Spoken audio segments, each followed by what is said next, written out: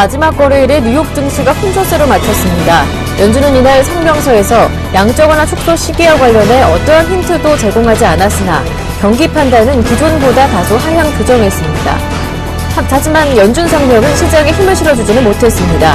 또한 미국의 2분기 성장률이 1.7%를 기록하며 투자 심리를 개선시켰지만 상승 랠리를 이어가지는 못했습니다. 다우지수와 S&P 500 지수는 각각 0.14%, 0.01% 하락한 반면 나스닥 지수는 0.27% 상승했습니다. 7월 마지막 거래일 유럽 증시가 혼조세를 보였습니다. 유로존과 미국 경제 지표가 호조를 보였지만 연준의 FOMC 결과 발표를 앞두고 관망세가 짙었습니다. 특히 이날 미국의 경제 지표가 호조를 보이면서 연준의 양적 완화 규모 축소가 앞당겨질 수 있다는 우려도 나왔습니다. 영국은 0.76% 올랐고 프랑스와 독일 증시도 각각 0.15%, 0.06% 상승했습니다. 미국 연방준비제도는 이날 양적 완화 정책을 유지하고 기준금리를 동결키로 결정했습니다. 연준은 이틀간의 FOMC 회의를 마친 뒤 발표한 성명서에서 매달 850억 달러 규모의 국채와 모기지 담보증권을 매입하는 양적 완화 정책을 유지하고 기준금리를 0%에서 0.25%로 동결키로 결정했다고 밝혔습니다. 또 노동시장과 인플레이션 전망에 따라 자산 매입 규모를 늘리거나 줄일 준비가 돼 있다며 양적 완화 정책의 유연성을 강조했습니다. 그러나 연준은 시장 예상과 달리 양적 완화 축소 시기에 대해 어떠한 힌트도 제공하지 않았습니다. 또 경기 상황에 대한 판단은 기존보다 다소 하향 조정했습니다. 미국 경제가 지난 2분기 예상보다 훨씬 성장했습니다. 31일 블룸버그 통신에 따르면 미국 상공부는 2분기 연휴라던 국내 총생산 증가율이 1.7%를 기록했다고 밝혔습니다. 이는 시장 전망치 1.0%를 크게 웃도는 것으로 특히 전분기 1.8% 성장률이 1.2% 하향 조정되면서 1분기보다도 성장률이 더 높았습니다. 이는 소비자 지출이 둔화되면서 재고량이 늘어난 데 따른 것으로 풀이됩니다. 일부 항목에서 보여지는 주택시장의 개선과 기업 지출의 증가, 정부 지출 감소 둔화 등을 감안할 때 미경제가 앞으로 수개월 내에 다소 힘을 낼 수 있다는 전망이 힘을 얻고 있습니다. 지난달에 미국의 민간 고용이 20만 명을 기록하며 예상 밖의 호조를 보였습니다. 이는 앞선 6월 수치는 물론이고 시장 예상치인 18만 명에 크게 웃돈 것입니다. 또한 6월 민간 순고용 수치도 종전 18만 8천 명에서 19만 8천 명으로 상향 조정됐습니다. 이처럼 지난달 민간 고용 지표가 호조를 보이면서 8월 2일 발표될 노동부 고용보고서에 대한 기대도 다소 낮아질 전망입니다. 현재 월가에서는 비농업 취업자 수가 18만 4천 명 증가해 앞선 6월에 19만 5천 명보다 다소 줄어들 것으로 보고 있지만 실업률은 7.5%로 저달보다 0.1%포인트 하락할 것으로 전망하고 있습니다. 페이스북의 주가가 31일 장중 38달러 31센트까지 올라 2012년 5월 기업 공개 이후 처음으로 공모가 38달러를 웃돌았습니다. 이 같은 페이스북 주가 급등세는 지난 2분기 실적 발표로 모바일 광고 성장세가 향후 매출 성장을 주도할 것이라는 기대가 커진 가운데 전날 발표한 게임 퍼블리싱 사업에서의 매출 확대 기대와 내년 초 S&P 500 지수에 편입되면서 매수 기반이 확대될 것이라는 기대 등이 한데 어우러진 결과로 풀이됩니다. 안녕하세요. 굿모닝 대박예감 김보람입니다. 관심을 모았었던 FOMC 일정이 이틀간의 일정을 모두 마무리하고 결과를 발표하게 됐습니다. 이번에는 버냉키 의장의 기자회견은 없었고요. 이 성명서를 통해서만 결과를 공개하게 됐는데요. 시장이 예상했던 그대로 기존 양적 완화 규모를 유지하게 됐고요. 기준금리도 동결시켰습니다. 하지만 관심을 모았었던 향후 양적 완화 축소 시기에 대한 스케줄에 관한 언급은 없었는데요. 뉴욕 증시는 개장 전에 발표됐었던 ADP 민간 고용이 호조를 보였고 또 2분기 GDP 성장률도 1.7%로 예상치 전월치를 모두 뛰어넘으면서 호재를 보이면서 다우지수가 장 초반에 또다시 사상 최고치를 경신하는 모습이었지만 오후 들어 차익 매물이 나오면서 다우지수와 S&P 500 지수는 소폭 하락으로 마무리가 되는 모습이었습니다. 유럽 증시는 미국의 경제지표 호조 소식 등으로 대부분 상승으로 마무리가 됐었는데요. 이어지는 1부에서는 글로벌 증시 마감 소식 자세하게 전해드리면서 이슈도 점검해 보겠습니다. 굿모닝 대박예감 1부 지금부터 출발합니다.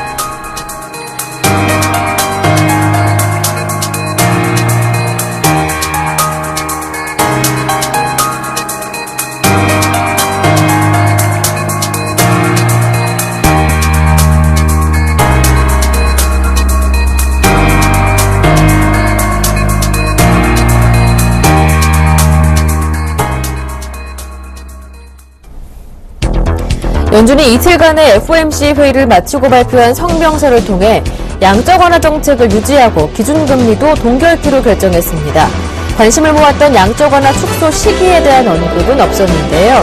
7월 FOMC 결과 되짚어보면서 글로벌 증시 영향까지 점검해 보겠습니다.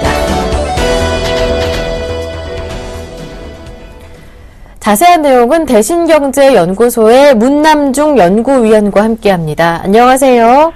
예, 안녕하십니까? 네, 우리 시각으로 오늘 새벽에 미국의 FOMC 이틀간의 일정을 마무리한 그 결과가 나오게 됐습니다. 시장이 예상했던 대로 양적 완화 규모 유지하겠다. 기준금리도 동결시켰지만 관심을 가장 많이 모았었던 앞으로 양적 완화 축소 시기에 대한 언급은 없었습니다. 시장 전문가들의 가장 높은 예측치는 이제 9월에 축소가 나오지 않을까라는 전망인데 어떻게 보시는지 들어보겠습니다.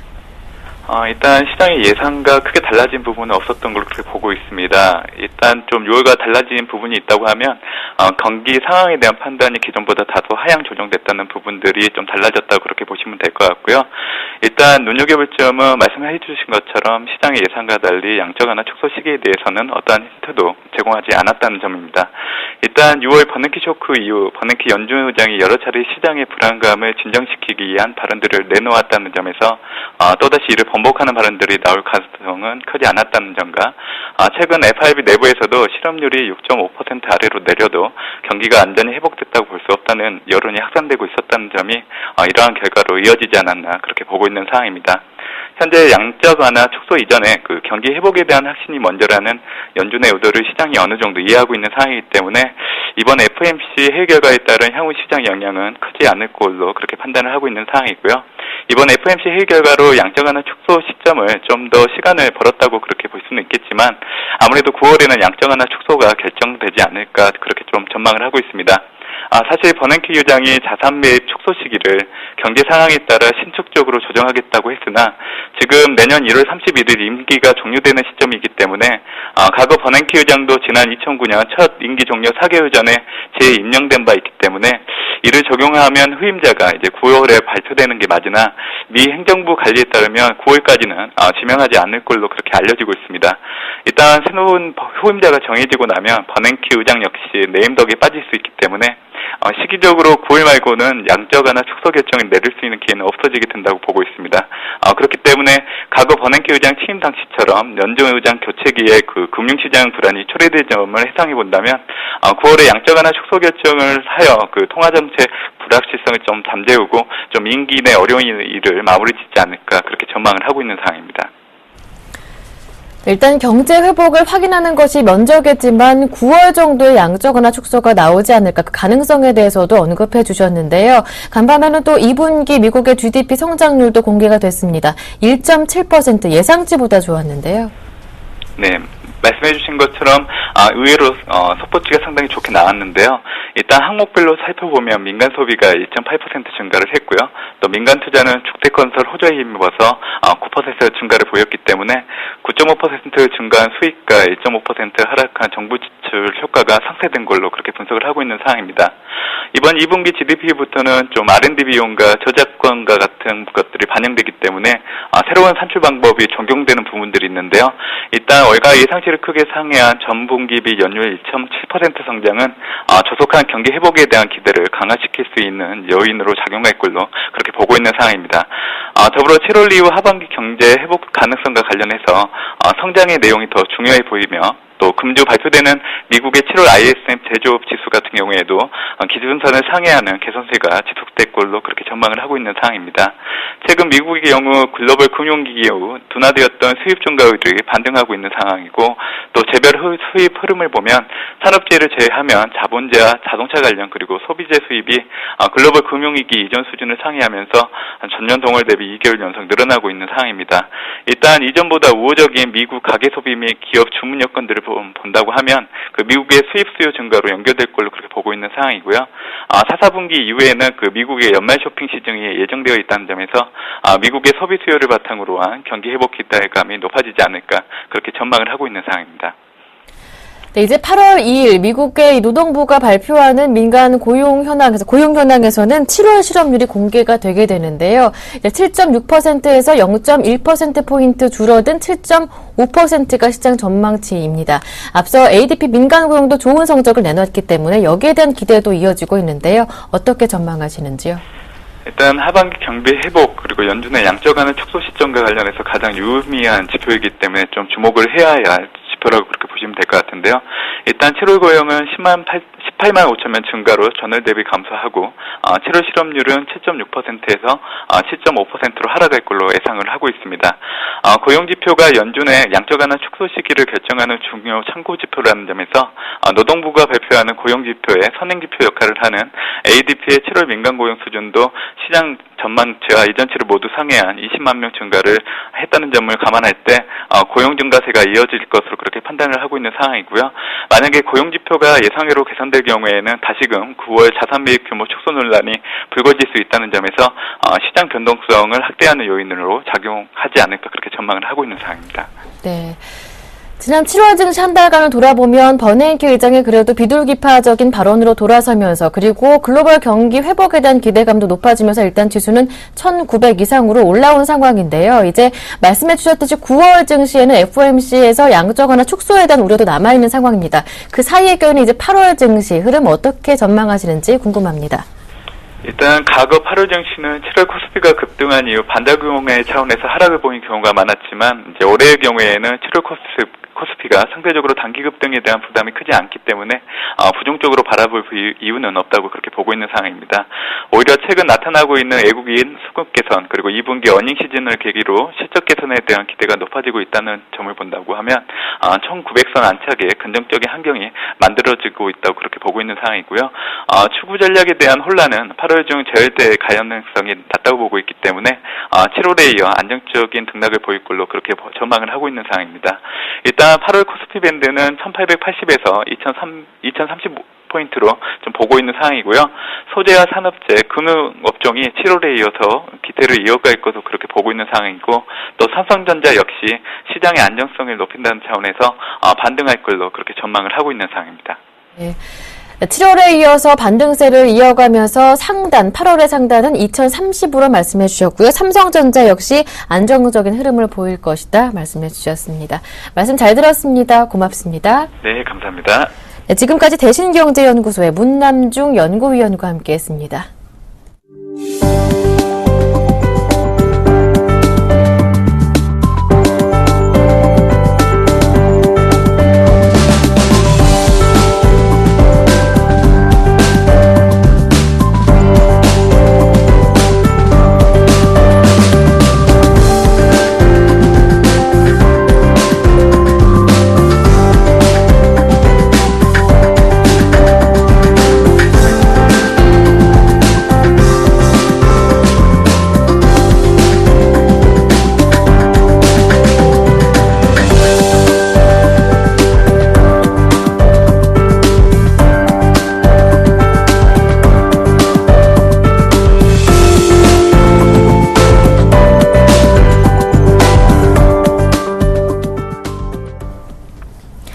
레이크쇼어 인베스터스 이현민 이사님 모셔서 글로벌 증시 주요 이슈들 확인해 보겠습니다. 이사님 안녕하세요. 안녕하십니까.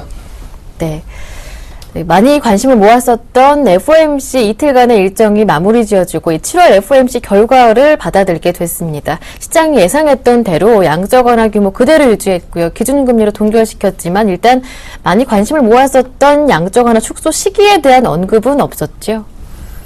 그렇습니다. 오늘은 그러니까 이번 회의는 네. 좀 쉬어가는 회의였다. 이렇게 예. 좀 현지 평가도 나오고 있는 부분인데요. 양적 완화 축소의 시기나 네. 암시 이런 부분은 없었습니다. 역시 그 성명서의 문구 이런 부분을 이제 조금 더 들여다보는 그런 수준이라고 보겠습니다. 이번 회의는 이제 하반기 4번의 회의 중 첫 번째 회의고 기자회견이 없기 때문에 9월에 이제 버냉키 의장이 어떤 발언을 하느냐 이런 부분이 더 초미의 관심사라고 볼 수가 있겠고요. 그 시장의 관심은 그 양적 완화 축소의 단초가 나올 수 있겠느냐 이런 내용이었는데요. 성명서 문구로는 그런 부분을 좀 찾기는 어려웠다라고 좀 말씀을 드릴 수가 있겠습니다. 그 성명서 문구에서 그 달라진 점이 몇 가지 눈에 띄는데요. 먼저 이제 그 경기에 대한 판단이 1분기 수치에 대해서 지난 6월에 그 판단 기조하고 조금 달라졌습니다. 그 원어로 하면 경기 확장에 대해서 모데스트라는 표현을 썼는데요. 지난 6월 때는 그 moderate라는 그 문구를 썼습니다. 원문 그대로 좀 말씀을 드리자면 expanded at a modest pace during the first half of the year 이렇게 얘기를 했는데요. 이 modest와 moderate는 미국의 원어민조차 그 아주 세밀한 뉘앙스를 느끼기 어려울 정도인데요. 그렇지만 이제 연준에서 이 단어로 그 사용하는 그 부분은 모데스트가 모더레이트보다는 다소 경기 확장이 약한 것으로 쓰여지고 있습니다. 이번 양적 완화 그 관련된 그런 부분에서도 이 부분이 조금 약한 표현이 들어갔다는 점은 미국의 경기 상황을 지난 6월에 그 연준이 2.3에서 2.6으로 내린 그런 흐름과 일맥상통한다라고 볼 수가 있겠습니다. 또한 그 한 가지 더 그 새롭게 들어간 부분은 이제 모기지 금리 상승에 대해서 연준이 신경 쓰고 있다라는 문구가 처음으로 들어갔습니다. 30년 만기 모기지 금리는 지난 7월 11일 날 4.5%까지 치솟았는데요. 4.3%까지 현재 내려오고 있지만 모기지 금리 상승에 대해서는 연준이 유의하고 있다라는 문구가 처음으로 들어갔다는 점, 이런 점이 시사적이라고 볼 수가 있겠습니다. 미국의 실업률 수치, 실업률 개선 속도는 더디다라는 부분이 그대로 나왔고요. 고용의 시장은 전반적으로 개선된다는 기존의 입장을 그대로 담았습니다. 그리고 미국의 재정정책, 현재 시퀘스터 발동으로 인해서 재정정책의 제약이 경제 회복의 걸림돌이 될 것이다 라는 부분도 그대로 이제 들어갔고요. 현 정책, 통화정책은 부양기조라는 점, 그 다음에 실업률이 6.5 이하로 들어가거나 인플레가 2.5 이상을 넘지 않을 경우 2년 내는 현재의 제로금리 수준을 유지한다라는 이 문구도 그대로 담겼습니다. 따라서 현재로서는 이번 성명서에 담긴 그 변화의 어떤 내용들로 양적 완화 축소가 9월에 나올 것이다라는 관측은 하기 어렵지만 현재 월가의 전문가들은 여전히 그 안심하기는 이르다라는 부분이 현지 중론이라고 보겠습니다. 네. 이번 FOMC 결정은 12명의 위원 가운데 11명의 찬성과 1명의 반대로 이뤄지게 됐는데요. 캔자스시티 연준 총재가 결국 지속적인 부양 기조가 미국의 경제 불균형을 초래할 수 있다. 이렇게 양적 완화 축소를 주장했다고 하더라고요. 그렇습니다. 6월과 달라진 점은 이제 반대표가 한 표로 줄었다는 것이죠. 네. 6월에는 이제 2명의 그 연준 위원들이 반대표를 던졌습니다. 제임스 블라드, 세인트루이스 연방은행 총재가 반대표를 던졌고요.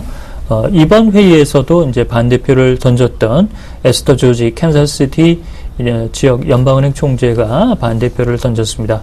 6월에 제임스 블라드 총재는 연준이 이제 그 출구 전략의 청사지를 제시한 것이 물가가 현재 1.8% 수준인데 이것이 연준 목표인 2% 가까이나 2%를 넘어섰을 때 이를 공표하는 것이 낫지 않았느냐라는 얘기를 했는데요. 이번 회의에서는 반대표가 없는 것으로 보면 현재 버네기 의장이 계속적으로 경기를 부양하는 기조에 대해서 이를 수용한 형태라고 볼 수가 있겠습니다. 이 매파 성향이 강한 캔사스시티의 에스터 조지 총재는 이번에도 반대표를 던졌습니다. 반대표의 그 배경으로는 지속적인 양적 완화 기조가 미국 경제의 불균형을 야기할 것이다 라고 얘기를 했고 비용이 크다, 편익보다 크다 이렇게 얘기를 했습니다. 이 캔사스시티 에스터 조지 총재는 와이오밍주의 그 8월에 열리는 잭슨홀 그 연설의 컨퍼런스를 주관하는 지역 연방은행 총재라고 볼 수가 있겠습니다. 아주 우연이 아니지만 이런 부분에서 그 잭슨홀 연설에 참여하지 않는 불참을 통보한 부분도 이런 매파적 성향이 강한 에스터 조지 총재에 대한 어떤 그 모종의 암시가 아닌가라고 볼 수도 있겠고요. 또한 이번 FOMC 회의에서 많은 의원들이 6월에는 양적 완화를 축소해야 된다라는 내용들을 많이 개진을 했는데 그 내용들이 많이 줄어들었다는 점, 이런 점이 좀 특징이라고 볼 수가 있겠습니다. 따라서 현재로서는 성명서의 문구를 자세히 잘 들여다보고 그 의미를 해석하는 것이 가장 중요하다고 볼 수가 있겠는데요. 가장 중요한 부분은 물가 수준이 2%를 넘어가거나 또는 고용 수치가 전반적으로 우리가 의도하는 수치까지 내려올 경우 양적 완화의 현재 기조를 일부 축소할 수 있다는 기조인데요. 필요 충분 조건은 물가 수준이 2%를 넘어가거나 고용 수치가 7% 초반까지 내려올 경우 이를 이제 꺼내도 누구도 이를 막지 않을 것으로 보입니다. 그렇지만 필요 조건으로 실업률 수치가 조금이라도 2달 연속 내려가게 되면 한 가지 부분을 맞출 수가 있기 때문에 이 부분을 적용을 해서 양적 완화 축소가 나올 수 있는 가능성은 50% 이상 열려 있다라고 볼 수가 있겠습니다. 네, 이제 양적 완화 축소 시기와 관련해서 경기 회복 판단이 전제가 되기 때문에 그만큼 경제 지표 결과에 주목을 하게 되는데요. 간밤에는 2분기 GDP 성장률도 공개가 됐습니다. 1.7%로 예비치 속보치라고도 하죠. 1.7%로 나오면서 전망치보다 웃도는 호실적을 내놨었죠. 그렇습니다. 어제 저희가 이제 이번에 미국의 GDP 집계는 새로운 기준을 적용한다라는 부분을 좀 설명을 드렸는데요. 이것이 이제 어떻게 작용했는지는 조금 더 이제 그 세부 항목을 좀 들여다봐야 될 텐데요. 예상은 한 1% 초반 정도까지 눈높이가 낮아졌지만 현재 예비치로 나온 것은 1.7%. 시장에서는 상당히 좋은 수치로 발표가 됐다라고 얘기를 하고 있습니다. 그렇지만 이 수치 집계의 기준이 바뀜에 따라서 1분기 경제 성장률은 종전 1.8%에서 1.1%로 내려간 수치로 나왔습니다. 전반적으로 보면 1분기와 2분기 수치가 자리바꿈을 한 그런 형태라고 볼 수가 있겠는데요. 2분기 GDP 수치가 이렇게 호조세로 나온 것은 역시 건설 지출의 투자 부분이 상당폭 기여를 했다라고 볼 수가 있겠습니다. 주택 건설업이 전반적으로 미국의 경기를 따뜻하게 북돋는 그런 역할을 계속적으로 현재 나오고 있는데요. 2분기 건설 지출은 전년 대비 13.4%나 증가해서 최근 발표되는 케이스실러 지수의 전년비 대비 두 자릿수 증가와 비슷한 수치의 양상이 나왔습니다. 민간 투자도 상당히 좋아졌는데요. 전년 대비 4.1%나 올랐습니다. 그렇지만 좋지 않은 수치도 있습니다. 미 경기의 70%를 차지하고 있는 민간 소비는 1분기 때 2.3%로 집계가 됐지만 이번 2분기에서는 예비치 수치로 1.8%밖에 증가하지 못했습니다. 1.8%는 2분기 현재 전체 수치인 1.7%보다도 소폭 상향 수치에 현재 머물러 있다는 점이 특징이라고 볼 수가 있겠고요. 근원 물가 지수는 안정세를 유지하고 있고 이런 흐름이 2분기 수치에서도 그대로 목도가 됐습니다. 현재 연준은 상반기에 한번 미국의 경제 성장률을 내린 바가 있는데요. 2.3에서 2.6%로 내린 바가 있습니다.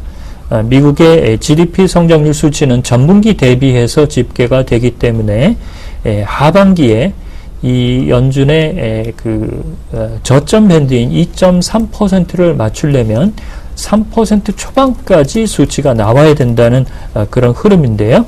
이 정도 수치가 나오지는 조금 어렵지 않겠느냐라는 부분이 현재 판단이라고 볼 수가 있겠습니다. 네. 하지만 일단 2분기 GDP가 예상치는 뛰어넘으면서 이제 가까운 시일 내에 QE 축소를 지지해줬다고 볼 수가 있겠는데요. ADP 민간 고용도 간밤에 좋은 성적을 내놨습니다. 20만 명 정도가 나왔었죠. 이 때문에 2일 발표되는 현지 시간으로 미국 2일 발표되는 노동부의 고용 보고서 발표도 좋은 성적을 내놓지 않을까라는 전망이 우세하게 나타나고 있는데 그렇다면 9월 양적 완화 축소에 대해서 어떻게 보시는지도 함께 들어보고 싶습니다. 그렇습니다. 어제도 이제 저희가 말씀을 드렸죠. 네. 실업률이 2달에 걸쳐서 0.1%포인트씩 내려가면 네. 그 가능성이 9월에 50%는 될 것이다. 라는 것이 저희가 이제 판단하는 내용이고요. 이제 우리 시간으로는 이제 토요일이 되겠습니다. 이제 미국 시간으로는 2일 날 이제 네. 발표가 되는데요. 역시 이제 고용 지표가 어떻게 집계되느냐, 이 부분이 가장 이제 관심이라고 볼 수가 있는데요. 이에 앞서서 늘 오토 데이터 프로세싱사인 ADP 민간 고용 수치가 발표가 됩니다. 이번 7월 민간 고용의 증가 수치는 20만 명으로 집계가 됐습니다. 지난달 18만 8천 명의 예비치도 19만 8천 명으로 상향이 조정된 그런 수치를 볼 때 계속적으로 민간 쪽에서도 고용이 전반적으로 좀 올라가는 수치가 나오고 있고요. 2일날 발표되는 비농업 부분 일자리 수도 현재 18만 5천 명에서 많게는 20만 명 정도 예상을 하고 있습니다. 이렇게 20만 명 정도 수준으로 계속 나오게 되면 실업률이 조금 주춤하더라도 일단 고용시장의 여건에 대해서 긍정적인 그런 판단을 내릴 수 있는 기초 자료라고 볼 수가 있겠고요. 1월부터 6월까지 미 노동부가 발표하는 비농업 부문의 일자리 수의 평균 수치가 20만 1,830명으로 집계가 되고 있습니다. 역시 이제 기준이 20만 명을 넘어가고 있다는 점은 9월에 양적 완화 축소가 나올 수 있는 부분이라고 볼 수가 있겠습니다. 네. 결국 7월의 실업률이 0.1%포인트 낮아져서 7.5% 정도 전망치가 나오는데요. 현실화된다면 결국 9월 양적 완화 축소도 가능성도 한 50% 정도 될 것이다. 말씀해 주셨습니다. 한편 유로존에서도 실업률을 공개했습니다. 6월 실업자 수가 2년 만에 처음으로 감소했다고 하는데요. 하지만 지난 3월이었죠. 12.1% 정도 사상 최고치를 경신한 이후에 그 폭은 미미했지만 그래도 2년 만에 첫 감소였다는 데 의미를 둘 수 있을 것 같아요. 그렇습니다. 유로존 실업률은 한번 해프닝이 있었죠. 예. 프랑스 쪽에 이제 수치를 잘못 계산해서 12.2%로 다시 수정 발표가 됐다가 이번에 다시 들여다 보니까 12.1%로 다시 조정이 됐습니다. 5월의 수치는 12.1%, 같은 수치가 나왔는데요. 그렇지만 실업자 수는 2년 만에 처음으로 감소가 됐습니다. 이렇게 실업자 수가 감소가 된 연휴에도 불구하고 이 실업률 수치가 내려가지 못한 것은 그만큼 실업자 수 감소폭이 적었다라고 볼 수가 있겠습니다. 6월 유로존의 실업자 수는 1926만 6천 명을 기록해서 5월에 1929만 명 대비 2만 4천 명 정도가 줄었습니다. 수치에는 변화의 폭이 없었는데요. 그렇지만 2년 만에 처음으로 감소가 나왔고 유럽연합 EU의 실업률도 2년 5개월 만에 종전 11%에서 0.1%포인트가 하향된 10.9%로 발표가 됐습니다. 이렇게 보면 EU와 유로존 모두 현재 아주 최악의 국면은 현재 벗어나고 있지 않느냐라고 볼 수가 있겠고요. 역시 그리스와 스페인의 실업률은 26%를 넘어서는 여전히 좋지 않은 수치가 나오고 있고 독일은 5.4%, 오스트리아는 4.6%, 이렇게 너무 편차가 큰 것이 유럽 통합을 저해하는 계속적인 불안 요인이라고 볼 수가 있겠습니다. 네, 이렇게 유로존 경제는 계속해서 회복 사인을 보여주고 있는데요. 오늘 저녁에 예정이 돼 있죠. 22 그리고 영란은행의 통화정책회의 예정돼 있는데 어떻게 전망하시는지 코멘트 살짝 들어보고 싶습니다. 그렇습니다. 오늘 이제 영란은행과 ECB가 금융통화정례회의를 열고 금리 결정에 나섭니다. 이제 금리는 두 은행 모두 0.5% 기준금리를 가져가고 있는데요. 특별히 현재 경기 상황이 녹록치 않아서 별다른 변동은 없을 것으로 보입니다. 다만 정책적인 기조에서는 영란은행이 조금은 현재 경제 기조가 나아지고 있다라고 볼 수가 있겠고요. 현재 이제 관심을 갖는 것은 IMF의 크리스틴 라가르트 총재가 ECB에 지난주에 한번 얘기를 했었죠. ECB가 경기 부양 카드를 추가적으로 좀 필요하다면 LTRO 프로그램도 꺼내는 것이 좋지 않겠느냐 이런 언급이 있었는데요. 드라기 총재가 유로존 경기 판단을 어떻게 내놓을지 이런 부분이 관심이라고 볼 수가 있겠고, 양 중앙은행 모두 이른바 포워드 가이던스 수치를 어느 정도 이제 제시하면서 경기 판단을 지표로 활용하는 이런 부분이 구체적인 방안이 나올지도 상당히 궁금한 대목이라고 보겠습니다. 마지막으로 일본 점검해 보겠습니다. 우리 며칠 전에 딜레마에 빠진 아베노믹스 언급을 계속 해주셨었는데요. 일본 정부가 소비세 인상을 집중적으로 검토하기로 방침을 정했다고 합니다. 이 내용 이어서 들어보겠습니다. 그렇습니다. 소비세 인상에 대해서 이제 위원회를 설치해서 아주 집중적으로 한번 들여다보겠다라는 정부의 보관인데요. 그렇지만 정부의 현재 통일된 정책이 한 목소리로 나오지 않고 있는 상황입니다. 이러면서 니케이 지수는 참의원 선거 이후에 계속적으로 현재 하락세가 나오고 있는데요. 어제도 1.45%나 내렸습니다.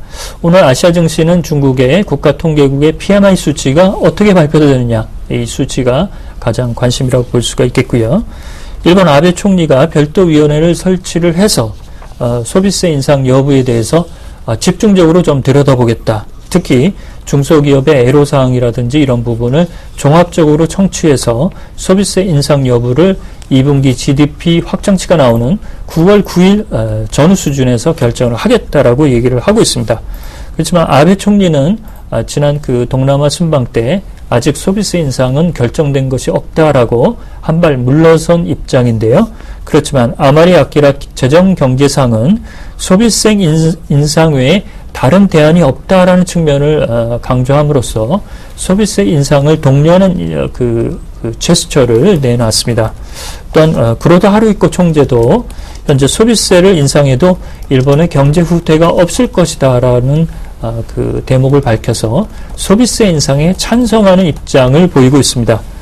그렇지만 현재 스가 요시히데 관방장관은 아직까지는 2분기 GDP 수치를 보고 위원회의 별도 보고서를 보고 판단해야 된다는 신중한 입장인데요. 이렇게 이제 한 목소리가 나오지 않는 부분은 계속적으로 니케이 지수에는 부담이 가중될 것으로 볼 수가 있겠습니다.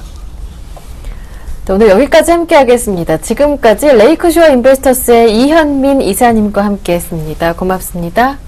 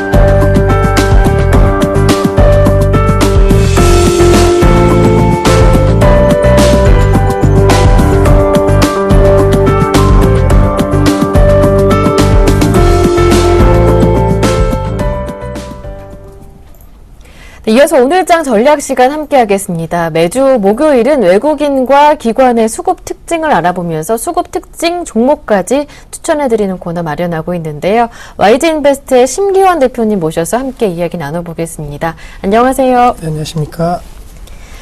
네, 먼저 지난 5일 동안 코스피와 코스닥에서 외국인 기관은 어떠한 동향을 보였는지 정리해 보겠습니다. 먼저 거래소 쪽부터 확인해 볼까요? 네, 우선은 외국인 같은 경우에는 거래소 시장 5거래 연속적으로 순매수세가 들어왔고 또 5거래 정도의 그런 순매수 기조가 점차적으로 약하다는 모습 보였지만 어쨌든 간에 순매수 기조가 이어지고 있다는 것에 시장은 약간은 긍정적인 반응을 보였다라고 정리해 드릴 수가 있겠습니다. 7월 25일 1,500원대 매수 이후에 7월 26일 2,000원대 매수 우위가 들어왔다라는 거, 사실 그동안 어느 정도 한 5거래 연속적으로 매매 패턴이 매수로 들어갔을 때는 매도 전환되는 그런 패턴을 보였는데 최근 들어서는 계속적으로 순매수 기조가 이어지고 있다는 거, 환율 시장에 대한 안정성이 외국인들에 대한 순매수를 이끄는 것이 아닌가라고 정리해 드릴 수가 있겠고, 기관 같은 경우에는 사실 5거래 연속적으로 매수는 하지 않았습니다. 하지만은 최근 2거래일째 순매수로 전환되는 모습 보이면서 외국인들의 수급이 어느 정도 약화될 때 기관이 좀 받쳐주는 모습 보이면서 지수 상승을 견인해줬다라고 정리해 드릴 수가 있겠고,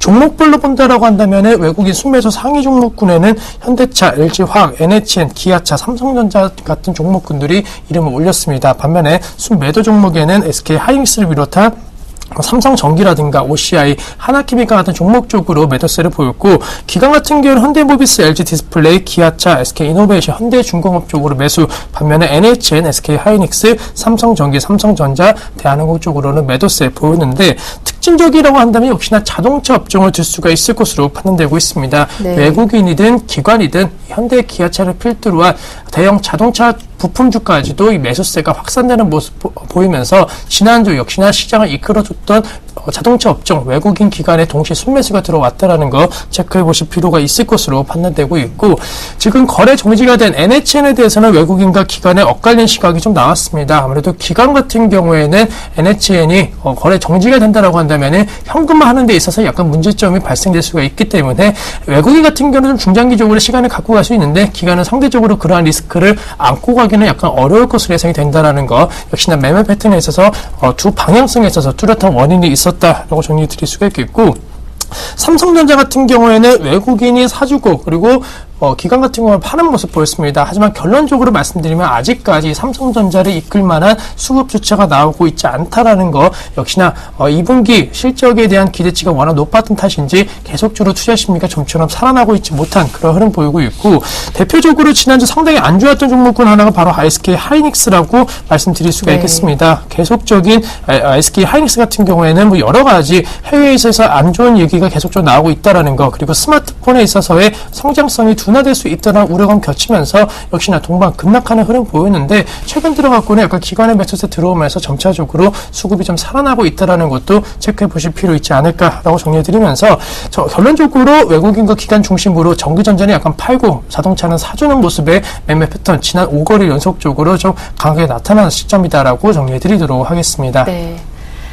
삼성전자의 수급 불안정성이 이어지고 있는 가운데 외국인과 기관이 집중하고 있는 자동차주 다시 한번 확인해 볼 수가 있었습니다. 거래소 쪽 먼저 확인을 해봤고요. 이어서 외국인 기관, 코스닥 쪽에서는 어떤 매매 패턴을 보였는지 정리해 볼까요? 네, 저는 외국인 같은 경우에는 코스닥 거래소만큼은 아니더라도 그래도 순매수 기조가 어느 정도 좀 들어오고 있는 모습 보이고 있습니다. 물론 매도 전환될 때도 있겠지만은 전체적으로 좀 순매수 기조가 2, 3분 거래 들어오고 그리고 하루 정도는 좀 매도하는 그런 패턴을 보이고 있는데, 외국인 중심으로 해서 이러한 매매 패턴이 보이는 가운데 기관 같은 경우에는 코스닥 시장 비교적 강하게 사주고 있는 모습 보이고 있습니다. 또한 시간이 지날수록 그 순매수 폭이 약간 늘어나고 있다는 거, 어제장 상승의 원인도 역시나 기관 쪽으로 찾을 수 있을 것으로 판단되고 있기 때문에 크게 봤을 때 거래소는 외국인 그리고 코스닥은 기관 쪽의 매매 영향력이 커지고 있다는 거 체크해 보실 필요가 있을 것으로 판단되고 있습니다. 또한 종목별로 본다라고 한다면 코스닥 외국인 순매수 상위 종목군에는 역시나 대장주 셀트리온 외국인의 러브콜 계속적으로 들어오는 모습 보였고, 그 밖에 CJ 오쇼핑이라든가 미디어플렉스, 솔브레인, 다음 같은 쪽으로 외국인들 순 매수세가 들어오는 모습 보였습니다. 반면에 팔았던 종목 같은 경우에는 파트론, KT ETS, KG ETS, 인터플렉스, CJ ENM, 시젠 같은 종목 좀 팔았고, 기관 같은 경우에는 SM이라든가 파트론, 서울반도체, 포스코 ICT, 셀트리온 쪽으로 매수세 들어오는 모습 보였습니다. 반면에 또 기관 쪽 판 종목도 살펴본다고 한다면은 CJ 오쇼핑이라든가 AP 시스템, 메일유어, 모드투어 같은 종목 쪽으로 매도하는 모습 보이는데, 앞서 말씀드렸던 대로 셀트리온, 최근에 일본에서 시장에서의 긍정적인 소식과 함께 외국인 지속적인 러브콜, 그에 따른 기관까지도 지금 수급에 어느 정도 힘을 보태는 모습 보이고 있으면서 코스닥 시장이 대장주 역할을 톡톡 해주고 있다는 거 체크해 보실 필요가 있을 것으로 판단되고 있고, 영화 산업에 대해서 7월 말 들어서 급격하게 우려감이 컸습니다. 하지만 외국인 같은 경우에는 미디어 플렉스를 보면 아시겠지만은 긍정적인 시각 계속적으로 이어지고 있다는 거, 하반기 그리고 8월달 같은 경우에도 상당히 기대작들이 많이 개봉을 할 예정이기 때문에 꼭 미디어 플렉스와 연관성이 없는 그런 영화라 할지라도 영화 산업 전반적인 흥행에 대한 기대감은 미디어 플렉스 쪽으로 약간 수급이 쏠릴 수 있다는 것도 체크해 보실 필요가 있을 것으로 판단되고 있습니다. 따라서 급락 이후에 어느 정도 반등세가 나와준다라고 한다면은 생각보다 반등감도 클 수 있다라는 거, 그리고 미스터 고 같은 경우에는 국내에서는 상당히 부진하지만은 중국 쪽에서는 긍정적인 뉴스가 나오고 있기 때문에 새로운 수익성 개선 기대감만 높아진다라고 한다면은 재차적인 상승 랠리도 기대해 볼 수 있는 종목이지 않을까라고 정리해 드릴 수가 있겠고, 신규 상장주인 KG ETS에서 계속적으로 외국인들에 대한 매물이 나오고 있습니다. 아무래도 공모가 크게 상회하는 지금 가격대에서 주가 형성되고 있다는 거, 환경산업과 관련된 성장성은 부각될 수는 있겠지만은 단기적으로 시세 차익을 노리는 그런 매물에 대한 압박감 나올 수 있다는 거, 역시나 신규 상장주의 약간 상승에 대한 어느 정도 제한 가능성은 염두하시는 전략이 필요할 수 있을 것으로 판단되고 있고, 모두 투어에 대해서 기관이 좀 매도하는 모습 보였는데, 전체적으로 모두 투어 같은 경우에는 약간의 지금 시점 추세적인 그러한 매물인지 아니면은 전체적으로 지금 큰 폭의 매수세가 아닌 그냥 약간 쉬어가는 모습인지를 체크해 보실 필요가 있을 것으로 판단되고 있습니다. 성수기 관련된 기대감 좀 작용할 수 있을 것으로 판단되고 있고, 반면에 해외여행객들이 국내로 들어오고 있는 숫자는 상당히 감소된다라는 것은 우려감 나올 수는 있겠지만은 이번 연도 9월달까지 추석 연휴가 상당히 길기 때문에 성수기 효과, 휴가철 효과는 9월 중순까지도 이어질 가능성이 높다라는 거, 여행업종 같은 경우에는 추세를 좀 확인하시고 다시 긍정적인 모습 보일 때 그때는 매수 관점 대응 전략도 생각해 보실 필요 있는 종목이지 않을까라고 정리해 드리도록 하겠습니다. 네, 지난 4월 서정진 리스크 이후, 그러니까 회장의 지분 매각 언급 이후에 급락했던 그 주가분을 모두 반영하는, 회복하는 모습을 일단 세트를 모두 보여줬고요. 지금까지는 외국인들의 매수가 계속해서 이어졌는데 기관도 힘을 보태고 있다. 앞으로의 주가 흐름도 조금 더 기대해 볼 수도 있겠다라는 언급 들어봤습니다. 영화산업 쪽으로 미디어 플렉스 언급해 주시면서 주가는 하락하고 있지만 외국인들은 계속해서 긍정적인 시각을 보여주고 있다고 하셨는데, 그렇다면 앞으로의 반등 기대해 보아도 되겠다라는 언급이신데, 반등은 어느 정도에서 이루어질 수 있을까요? 그거 보유하신 분들이라면 궁금하실 것 같아요. 네, 저는 미디어 플렉스 같은 경우에는 앞서 말씀드렸던 대로 지금은 약간은 지금 그 하락폭이 좀 감소되는 모습 보였습니다. 아무래도 미스터 고라는 영화에 너무 지금 흥행을 기대했기 때문에 그에 따른 차익 매물 그리고 실망 매물이 급격하게 나왔다. 하지만 점차적으로 약간 이성을 찾아가고 있는 모습을 보이고 있기 때문에 지금 시점이라도 충분히 매수는 가능할 수 있는 구간이 아닐까라고 정리해 드릴 수가 있겠고, 영화사는 CJ, CGV 쪽으로도 관심 가지시는 전략은 충분히 유효할 수 있을 것으로 판단되고 있습니다. 조만간 아무래도 제 생각으로는 요금 인상 다시 한번 영화 업계에서 나올 가능성이 높다라는 거, 그리고 최근에 개봉한 영화 같은 경우에는 CJ ENM 배급사가 지금 시점 배급을 담당하고 있는 영화도 상당히 지금 호평이 이루어지고 있기 때문에 CJ ENM 쪽으로도 관심 갖자라고 정리해 드리면서 영화 산업의 핵심인 CJ 관련된 그룹주에 대해서도 관심 가지신다라고 한다면은 좋은 결과 있지 않을까라고 정리해 드리도록 하겠습니다. 네, 이렇게 해서 외국인과 기관의 거래소 그리고 코스닥 쪽에서의 수급 동향을 모두 점검해 드렸고요. 마지막으로 개인 쪽에서는 어떠한 동향을 보였는지 정리해 볼까요? 네, 개인 같은 경우에는 SK 하이닉스를 필두로 해서 삼성전자라든가 NHN, 대한항공, LG 상사 쪽으로 매수해주는 모습 보였습니다. 반면에 코스닥 같은 경우에는 CJ ENM, 파트론, 메이저, LP 시스템, 위메이드 쪽으로 매수해주는 모습 보였는데, 앞서 말씀드렸던 대로 전체적으로 지금 개인 같은 경우에는 기관에 대한 매도세가 나오는 종목 위주로 좀 사주고 있다는 것, 즉 다시 말해서 전기전자 업종에 대한 긍정적인 시각이 개인 쪽에서 나오고 있지 않나라고 정리 드릴 수가 있겠고, 마찬가지로 코스닥 같은 경우에도 메이유업 같은 종목군들 기관이 파는 종목임에도 불구하고 거래소에서 개인 같은 경우에는 사주는 모습 보이고 있습니다. 따라서 지금 시점 역시나 기관이 파는 종목을 개인이 떠안는 그런 식인데, 네. 이것은 상당히 좀 잘못된 매매 패턴일 수 있지 않을까라고 말씀드리는 게, 메이유업 같은 경우에도 요금 인상 가능성이 나타났고 또 실제로 이루어졌습니다. 하지만 주가는 그러한 호재성 재료를 반영하지 못하고 있다는 거 분명히 지금 시점 수급에 대한 악화 영향이 나올 수밖에 없는 것이 사실이고 대한항공 같은 종목 쪽으로도 지금 최근에 저가 항공 관련된 부분에 있어서의 우려감이 기대감이 약간의 이러한 종목 쪽으로 지금 나오고 있기 때문에 대한항공 같은 경우는 아직까지는 수익성 개선 기대감이 힘들다라는 거 꼭 기억을 하자라고 정리해드리면서 지금 시점 개인이 사고 있는 종목 쪽으로 만약에 접근하신다라고 한다면은 AP 시스템 정도 쪽으로만 좀 관심 가지실 필요가 있을 것으로 판단되고 있다라고 정리해드리도록 하겠고 관심주 오늘까지 바로 말씀드리면은 현대모비스에 대해서 관심을 좀 가져보자라고 말씀드릴 수가 있겠습니다. 그 이유 같은 경우에는 앞서 자동차 업종에 대한 관심도 계속 높아지고 있는 것이 사실이기 때문에 완성차 업체가 가준다라고 한다면 부품차도 분명히 올라갈 수 있지 않을까라고 정리해드리겠고 27만 4천 원대 주가 형성이 되었는데 전체적으로 추가 반등 여력은 있을 것으로 판단되고 있습니다. 한 29만 원 이상대까지의 29만 5천 원대까지의 목표 주가 설정해 주신다라고 한다면은 큰 폭의 무리 없이 올라갈 수 있을 것으로 판단되고 있다라는 거 이번 주도 그리고 다음 주도 당분간은 현대모비스를 필두로 한 자동차 업종의 주도 업종 성격을 띌 수 있다라는 거 꼭 관심을 가져보자라고 정리해드리도록 하겠습니다. 네. 오늘 관심 종목으로 자동차 업종 중에 한 종목 현대모비스 추천해 주시면서 목표 가격은 29만 5천 원으로 잡아주셨습니다. 매수 가격은 27만 5천 원이었고요.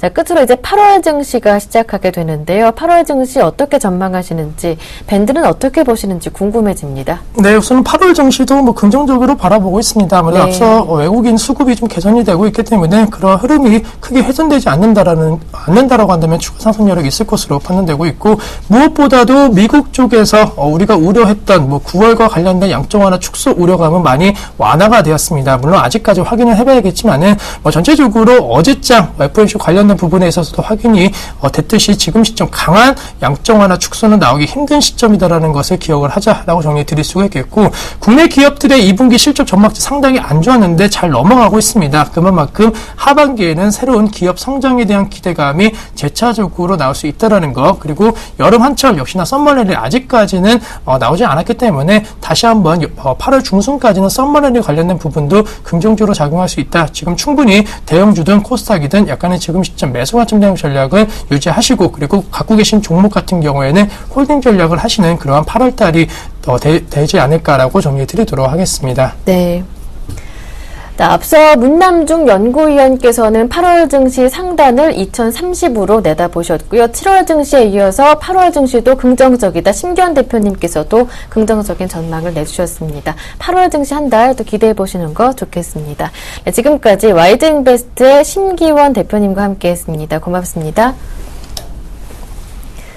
네, 1부 순서 여기에서 마무리 짓겠습니다. 글로벌 증시 마감 소식과 이슈에 정리해드리면서 오늘장 전망까지 함께 해드렸는데요. 이어지는 2부에서는 오늘 증시 전망과 대응 전략 모두 집중적으로 살펴보겠습니다. 굿모닝 대박예감 1부 여기서 마치고요. 저는 잠시 뒤 2부로 돌아오겠습니다. 함께해 주신 여러분 고맙습니다.